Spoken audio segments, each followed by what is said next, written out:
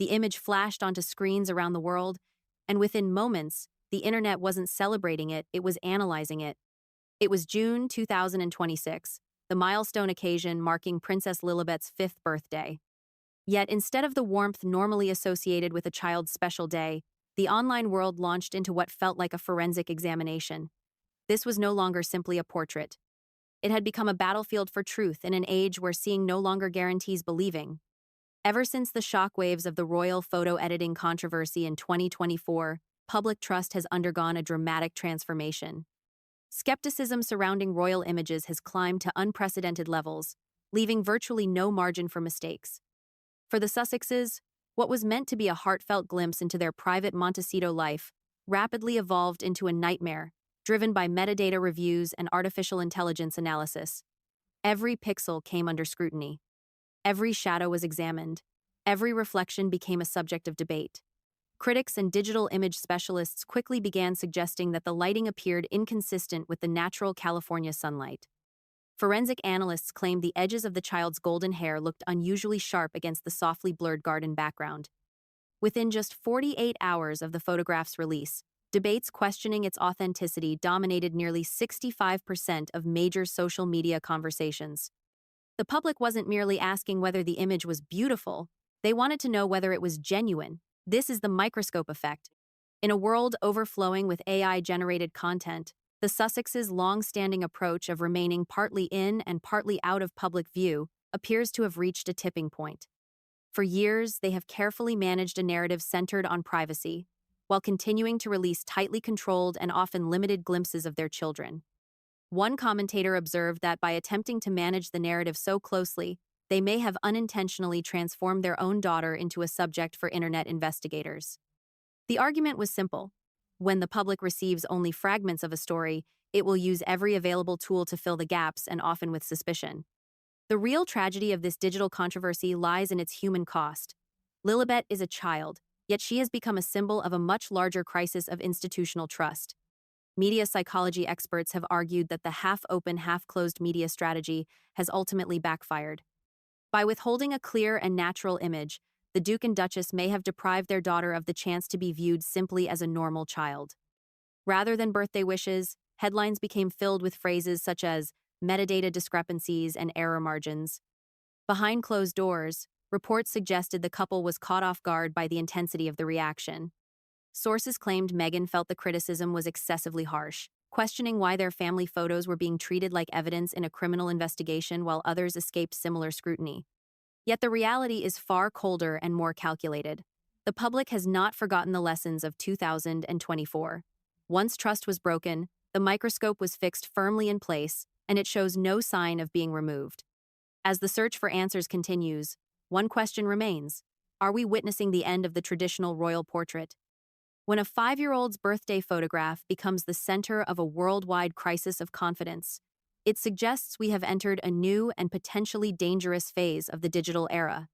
The Sussexes hope to shield their children from the lens, yet by carefully controlling the view, they may have encouraged the world to look more closely than ever before. This is no longer merely about a birthday. It has become a debate about the survival of digital integrity in a world that increasingly feels artificial. The tragedy surrounding Prince Harry may be best understood through the perspective of the woman who devoted hundreds of hours to understanding him. Angela Levin, the authorized biographer who spent more than a year closely observing the prince, has emerged as a voice expressing a profound sense of global disappointment. Her views are not rooted in hostility or resentment, but rather in what could be described as a deep intellectual heartbreak.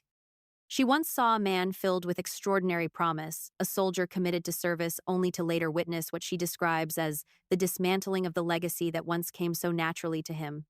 To grasp the significance of this transformation, it is necessary to revisit 2017.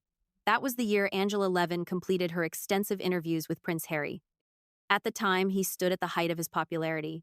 He was viewed as the charismatic and relatable war veteran who had helped humanize the monarchy.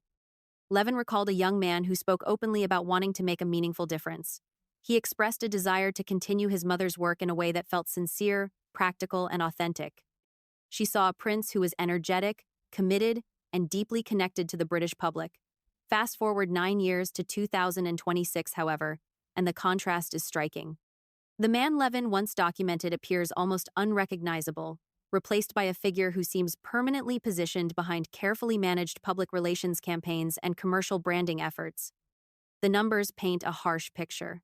During the 9 years following those personal interviews in 2017, Prince Harry's favorability among the British public reportedly fell by an astonishing 80%.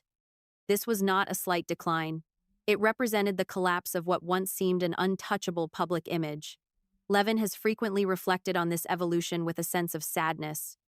In more recent observations, she portrays today's Harry as someone who appears to have exchanged his natural charm and spontaneity for a highly scripted and carefully curated public existence. She recalls moments when the old Harry, the one capable of connecting effortlessly with everyone from military veterans to young school children, appears to have been pushed into the background. According to her observations, he now seems comfortable endorsing media strategies that package his personal life as something to be marketed rather than simply lived. She once remarked that it felt as though he was being guided down a road that could ultimately leave little of his original identity intact. The disappointment of a biographer carries a unique weight because it is built on witnessing both the beginning and the outcome. Levin remembers a prince who once feared becoming a celebrity. He was a man who wanted recognition for the difference he made, not for the controversies that surrounded him. Today, she watches as deeply personal moments are transformed into documentary content and digital branding opportunities. She has spoken of a quiet yet heartbreaking realization. The prince she once knew would never have allowed family milestones to become the focus of forensic online investigations or calculated public relations exercises. This transformation has created a trust deficit that even the most sophisticated PR teams struggle to repair.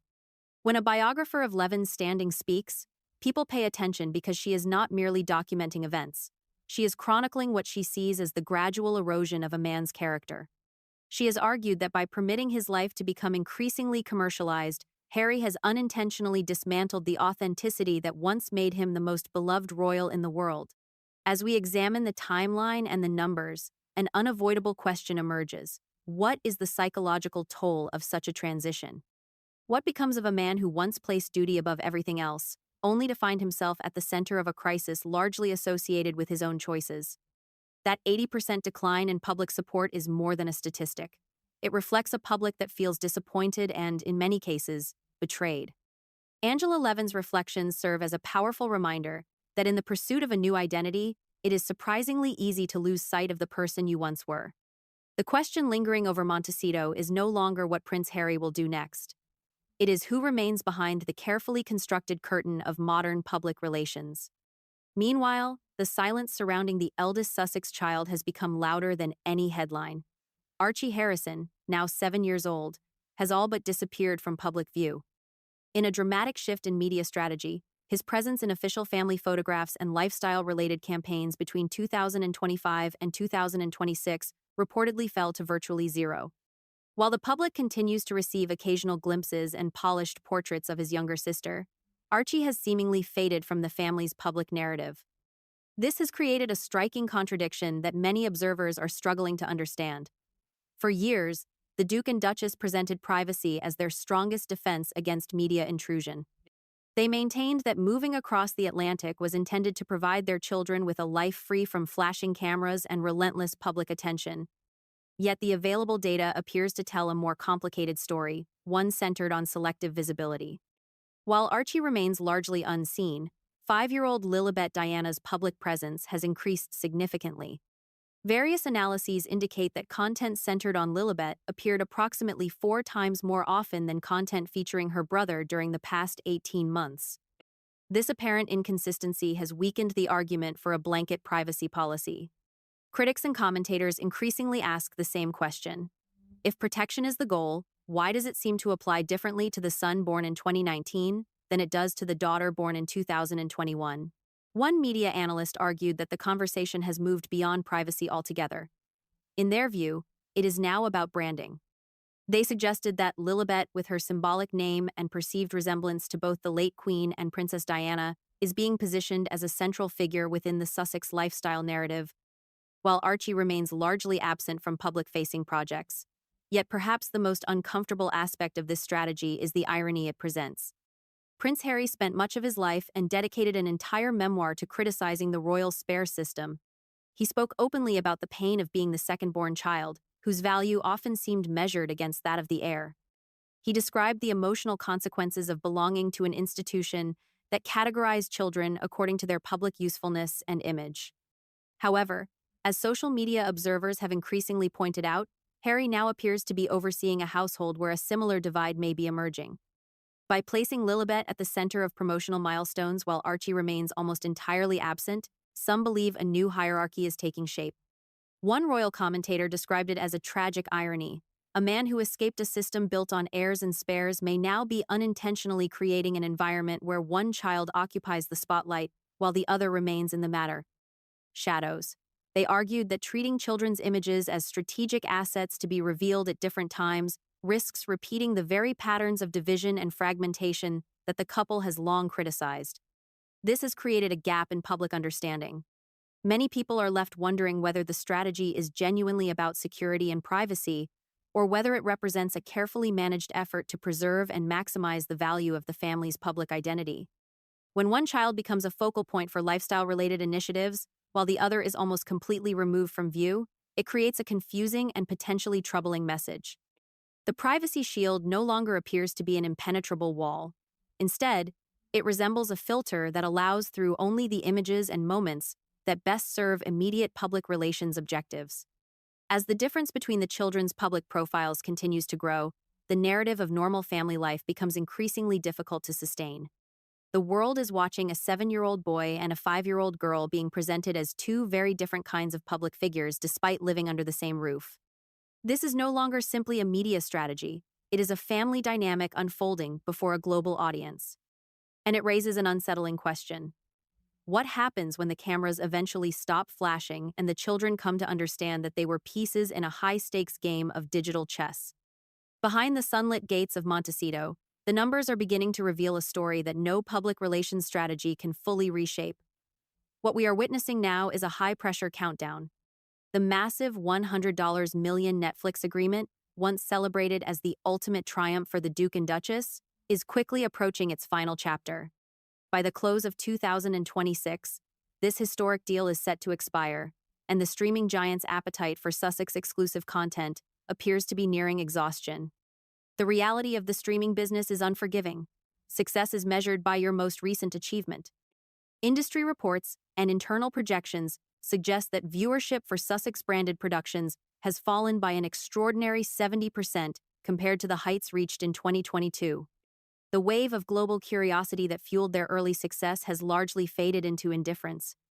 Without the surprise factor of their initial revelations, the Sussex brand is finding it increasingly difficult to maintain audience attention and even harder to justify a 9-figure valuation. While revenue from these major media platforms appears to be slowing, the costs associated with maintaining their elite lifestyle continue without pause. Life as an internationally recognized VIP comes with enormous expenses. Private security and operational costs alone are estimated to range between $2 million and $3 million annually. When revenue streams begin to stall while expenses remain measured in the millions, pressure inevitably builds behind the scenes. This is the quiet financial challenge facing the Sussex operation, a widening gap between a royal-scale lifestyle and a shrinking commercial income stream. This financial reality helps explain the urgent push toward new ventures such as American Riviera Orchard. Yet the launch has hardly been seamless. Reports have pointed to operational setbacks and logistical complications that have slowed the brand's momentum. Rather than delivering a grand, headline-dominating debut, the project has reportedly relied on smaller influencers to generate buzz and visibility. When a brand connected to global royalty depends on micro-influencers to create momentum, it suggests a deeper weakness within the business structure. It points to a model that may be not only vulnerable but potentially unsustainable over time. This is where the story begins to shift strategically. In the world of high-level branding, when your personal narrative begins losing traction, attention naturally turns toward your most valuable remaining assets. Industry observers have noticed what they believe is a clear pattern. As financial pressures intensified and the Netflix deadline moved closer, carefully managed glimpses of the couple's children started to reappear. At that point, it no longer appeared to be simply a parental decision. To some, it looked like the tactical deployment of the one element of their lives that still generated significant public curiosity. Using a child's milestone, such as a fifth birthday, to drive engagement metrics is a strategy that critics argue emerges from necessity. It becomes an effort to revive commercial interest and increase digital interaction at a time when the parents' individual brands are struggling to produce the required attention. One marketing analyst observed that the couple may effectively be monetizing the last great mystery surrounding their lives, the privacy of their children. As 2026 moves toward its conclusion, the Sussexes appear to be standing at a defining crossroads. Their $100 million financial cushion is nearing its expiration date. Their lifestyle brand continues searching for stability, and the public is beginning to recognize that carefully curated glimpses into their private family life may be among the few remaining assets capable of generating widespread attention. The central question is no longer whether they can survive without the palace. It is whether they can withstand the cold arithmetic of complete independence. The clock continues to tick.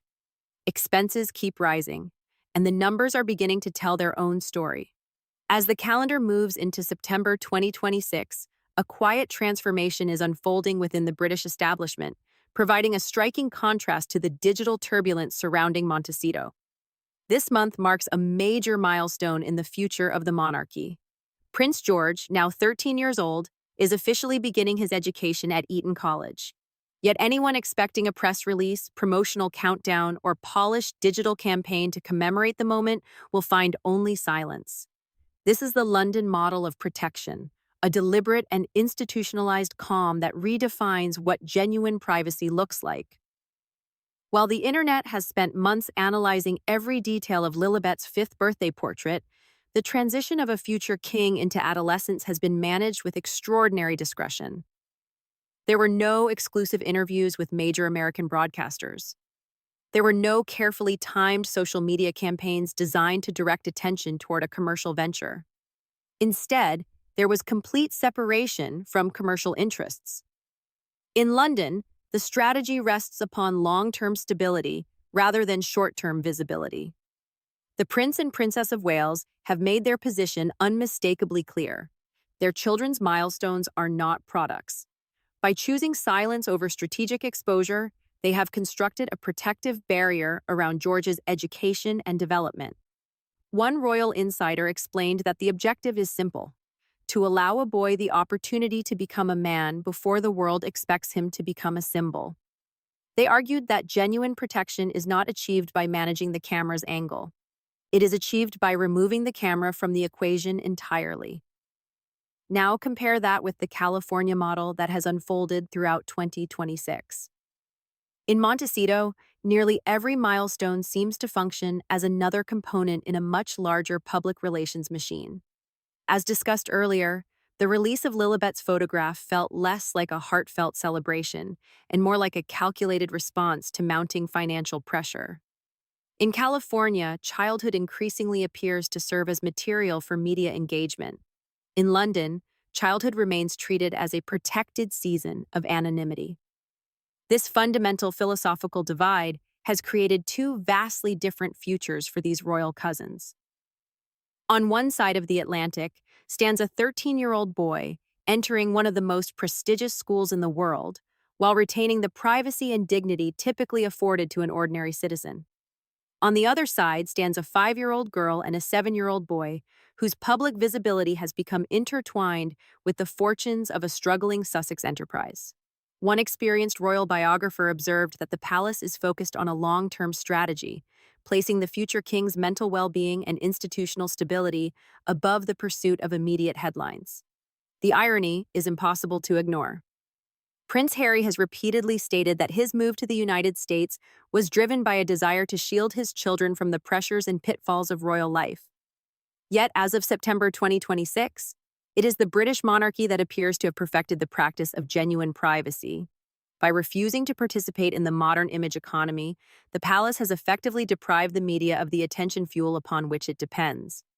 As Prince George passes through the gates of Eton, protected by a powerful wall of institutional discretion, the public is left contemplating a broader question about fame, identity, and family. Is it better to be hidden behind a crown or illuminated by a brand? The contrast between London's zero-announcement approach and California's frequent digital campaigns has never been more visible. While one family is quietly preparing a future king away from public scrutiny, the other appears increasingly occupied with preserving a digital empire under constant examination. The lingering question is simple yet profound. Which of these children will emerge with the strongest sense of self, and which may ultimately discover that their childhood became the price of maintaining a global brand? The greatest tragedy facing any empire is rarely a sudden collapse. More often, it is the gradual realization that time itself has become the enemy.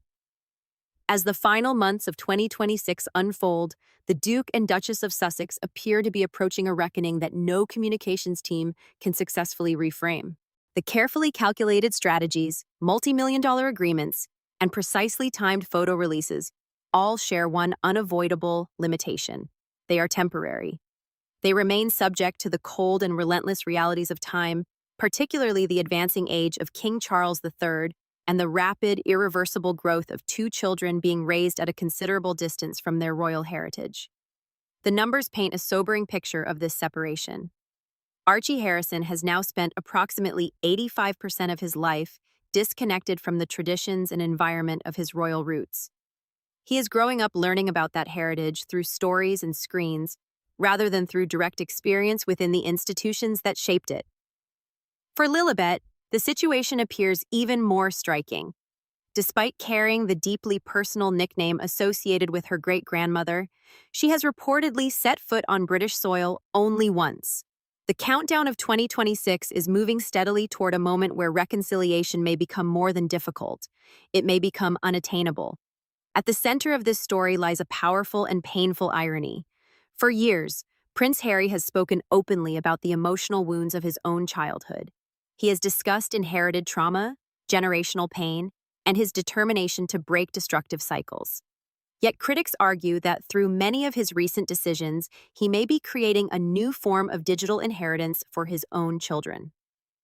One historian expressed concern that when Archie and Lilibet eventually reach adulthood and examine their online legacy, they may not primarily encounter memories of sunny California afternoons or ordinary family experiences. Instead, they may discover an archive dominated by forensic investigations, metadata controversies, online speculation, and endless conspiracy theories. They will read accounts describing how their earliest photographs were scrutinized by digital experts. They will encounter stories suggesting that their identities became pieces within a much larger media conflict.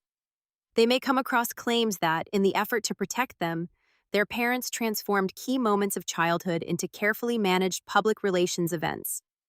Rather than being viewed simply as children, they risk being remembered as data points in an ongoing struggle for relevance in the digital age. This is the hidden consequence of attempting to control every aspect of a public narrative. By carefully managing each image, appearance, and perception, Harry and Meghan may have unintentionally deprived their children of something invaluable, a naturally unfolding personal history. The result is a childhood documented not through spontaneous memories, but through a lens of strategy, controversy, and constant public interpretation. One observer remarked that the Sussexes have effectively created a golden cage in Montecito, a place where their children may be protected from paparazzi cameras, yet simultaneously separated from the living history of their own family. The deeper tragedy, they argued, is that while Harry believes he is rescuing his children from the burdens of the spare system, he may instead be leaving them with an absence where a strong sense of identity should exist. As 2026 approaches its final chapter, the Sussex enterprise increasingly resembles a structure built upon unstable ground. The era of massive nine-figure deals is coming to an end. Public fascination is steadily evolving into forensic-level skepticism. Meanwhile, the family's connections to London appear to be weakening with each passing year. The silence coming from the palace is no longer merely a strategic choice. To many, it signals that the monarchy has already moved forward, leaving Harry and his children in a form of self-imposed separation that feels more permanent as time goes on. The spare succeeded in breaking away from the institution. Yet in the process, some wonder whether he may have left his children without the foundation that once anchored generations before them. So what is the real cost of digital independence? Has the pursuit of privacy ultimately produced the very intrusion it was meant to prevent? An intrusion into the future identities of these children themselves? Share your thoughts in the comments below. For more in-depth analysis of the evolving monarchy and the individuals shaping its future, be sure to subscribe to Hollywood Today. Stay with us as we continue exploring the stories behind the headlines and uncovering the details that often go unnoticed. Thank you for watching.